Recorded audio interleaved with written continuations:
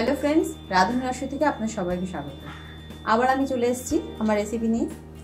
আজকে আমার রেসিপি গোটা পটলের পোস্ত। গোটা পটলের পোস্তর জন্য আমি এখানে গোটা পটল নিয়েছি 10-12টার মতো।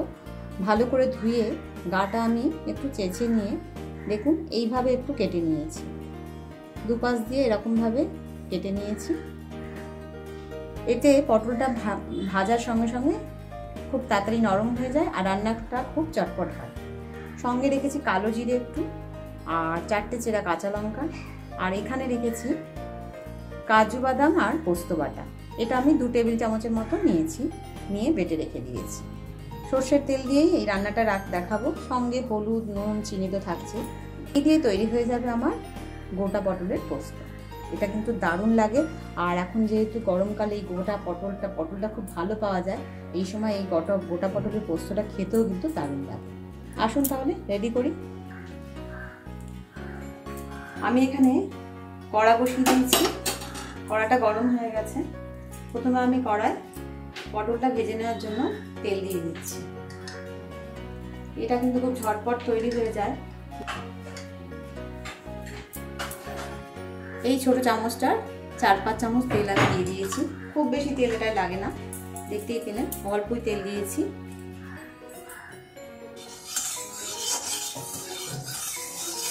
তেলটা একটু গরম হয়ে গেছে। এবার আমি গ্যাসের ফ্লেমটা একটু কমিয়ে দিলাম। দিয়ে আমি তেলের মধ্যে সামান্য একটু হলুদ গুঁড়ো দিয়ে দিলাম। দিয়ে আমি পটলগুলোকে দিয়ে দিচ্ছি।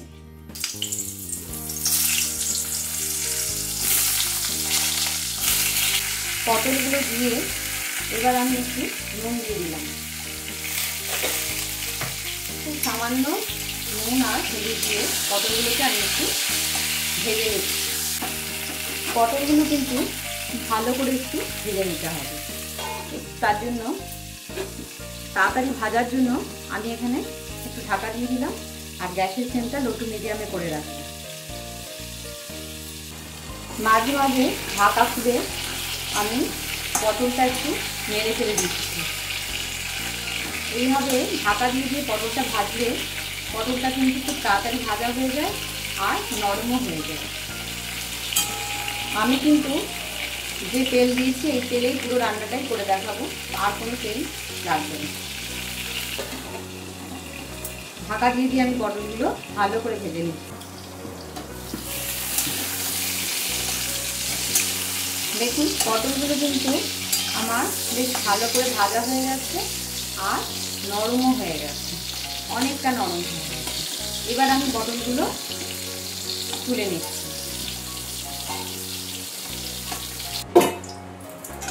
পটলগুলো তুলে নেওয়ার পর আমার কড়াই কিন্তু যা তেল আছে এই তেলেই আমি বাকি রান্নাটা করে দিচ্ছি। তেলের মধ্যে আমি কালো জিরে একটু রেখেছিলাম, কালো জিরে আর চেরা কাঁচা লঙ্কাটা দিয়ে দিলাম।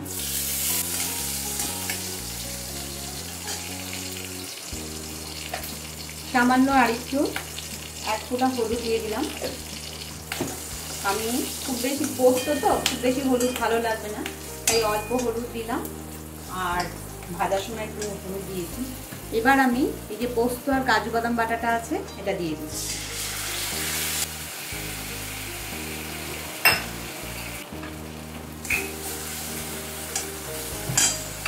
পোস্ত আর কাজু বাদাম বাটাটা দিয়ে একটু পরিমাণ মতো নুন দিয়ে দিলাম।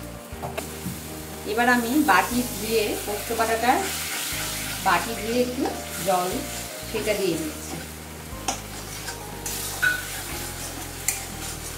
পোস্তটা একটু ভালো করে তেলের মধ্যে একটু নেড়ে চেড়ে নিচ্ছি। আমি কাজু বাদাম বাটাটা অল্প দিয়েছি, আপনারা চাইলে কাজু বাদাম বাটাটা একটু বেশি করেও দিতে পারেন। বাকি যে বাটি ধোয়া জলটা ছিল সেটাও দিয়ে দিলাম। খুব সামান্য একটু কাশ্মীরি লঙ্কার গুঁড়ো দিলাম। এটা দিতেও পারেন নাও দিতে পারেন, এটা দিতেই হবে এমন কোনো ব্যাপার নেই। পোস্তটা একটু ভালো করে কষিয়ে নিচ্ছি। এবার আমি আরও একটু জল অ্যাড করছি।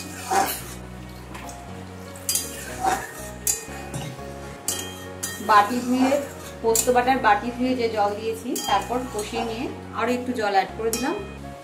দেখুন জলটা ফুটে উঠছে। এবার আমি এতে যে ভাজা পটলগুলো রেখেছি সেটা দিয়ে দিলাম। ভাজা পটলগুলো দিয়ে দিয়েছি পোস্তর মধ্যে।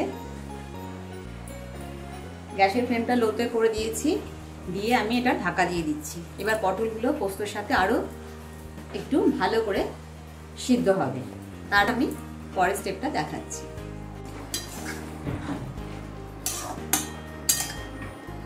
একটু ঢাকাটা খুলে নেড়ে দিচ্ছি। দেখুন পটলগুলো কিন্তু একদম নরম হয়ে গেছে। এবার আমি এই অবস্থায় আমি একটু চিনি দিয়ে দিচ্ছি। যে কোনো পোস্তর আইটেমে একটু চিনি না দিলে কিন্তু ভালো লাগে না। আমি এখানে হাফ চামচের মতো চিনি দিয়ে দিলাম। আপনারা মিষ্টিটা আপনাদের পছন্দসই দেবেন। চিনি দিয়ে আবার এটা ভালো করে একটু নেড়ে দিচ্ছি। দেখুন পোস্ত পটল কিন্তু আমার রেডি হয়ে গেছে। ব্যাস, আমি গ্যাসের ফ্লেমটা সিম করেই এই বাকি রান্নাটা করলাম। এবার আমি গ্যাসটা অফ করে দিচ্ছি। পোস্ত পটল একদম রেডি। আমি নুন চিনি সব চেক করে নিয়েছি, একদম ঠিকঠাক আছে। এবার আমি এটা সার্ভ করে দিচ্ছি। গোটা পটলের পোস্ত আমার তৈরি হয়ে গেছে। এবার আমি এটা সার্ভ করে দিচ্ছি। এটা কিন্তু খেতে ভীষণই ভালো হয় আর খুব সহজ একটা রান্না, ভীষণ টেস্টি হয়। গোটা পটল পোস্তটা আমি সার্ভ করে দিয়েছি। দেখুন একটুও তেল নেই, কড়া কিন্তু একদম পরিষ্কার। অল্প তেলেই কিন্তু পুরো রান্নাটা হয়ে গেল।